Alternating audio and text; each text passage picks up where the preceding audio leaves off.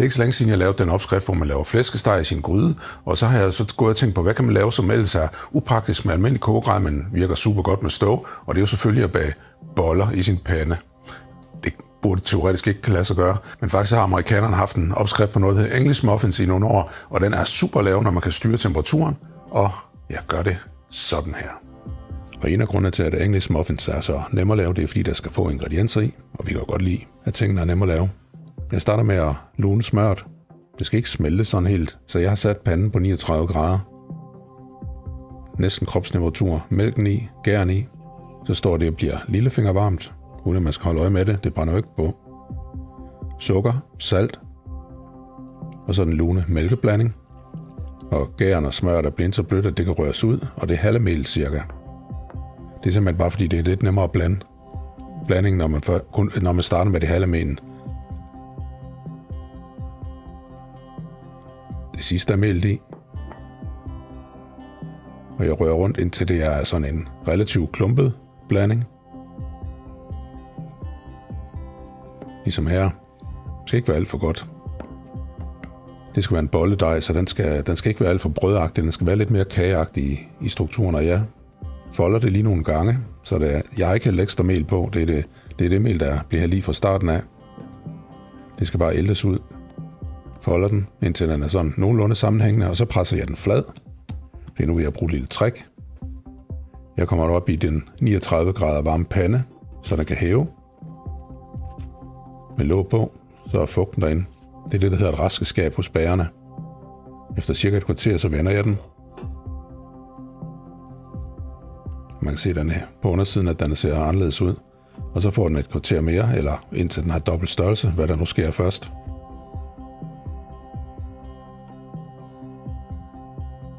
Og så er der en fin hævet dej, og det går utrolig hurtigt. Det vil sige, at man kan bruge lidt mindre gær, og så smager den lidt mindre gær, fordi det er jo sådan en gærdej, der typisk vil kunne smage lidt af gær. Jeg folder den i 3, og så sammen og ruller den til en cirka 25 cm lang pølse. Skal jeg over på midten, og den skal jeg over på midten, og den skal jeg over på midten. På den måde der får jeg 8. Og det her det er den simpleste måde at have den på, hvor man simpelthen bare tager de her skiver og bager dem i panden. Men hvis du nu skal bruge den til en sandwich eller et eller andet, så skal du have sådan en burgerbolle størrelse. Dem ruller jeg.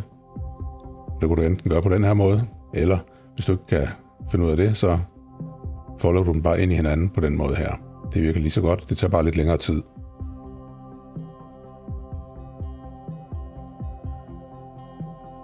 Ja, jeg har lige glemt at få købt mig en bagerulle her til den optagelse, så jeg bruger et glas. Men det virker jo fint. Og den skal have cirka den her tykkelse. Nogenlunde af samme størrelse som burgerbolle. Eller hvad du nu gerne vil have det som bolle. Stil dem til at stå og hæve. Det giver ikke ret meget, kan man se. Et kvarter eller sådan noget, det er rigeligt. Varmer smøret op. Der skal bare lige være sådan, at panden er dækket. De skal ikke søbe i smør. Bager dem.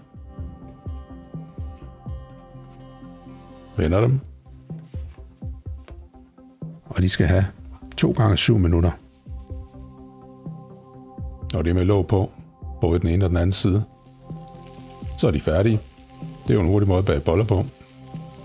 Og de skal være mindst 85 grader indvendigt, for de er færdige. Så dem her, de er rigeligt færdige. Og det er de høje, dem her. Og de skal have samme tid. Og man kan se, at de ligner lidt mere sådan en klassisk English muffin, end de andre gjorde. Og det er sådan en helt rigtig måde at gøre det på. Og de smager dejligt og friskbagt, og de har bedst af at køle lidt af, inden du åbner dem og kommer smør på. Men jeg kunne ikke vente. En gaffel, det er det, man traditionelt bruger. Du må godt skære det med en kniv, hvis du vil. Smør på.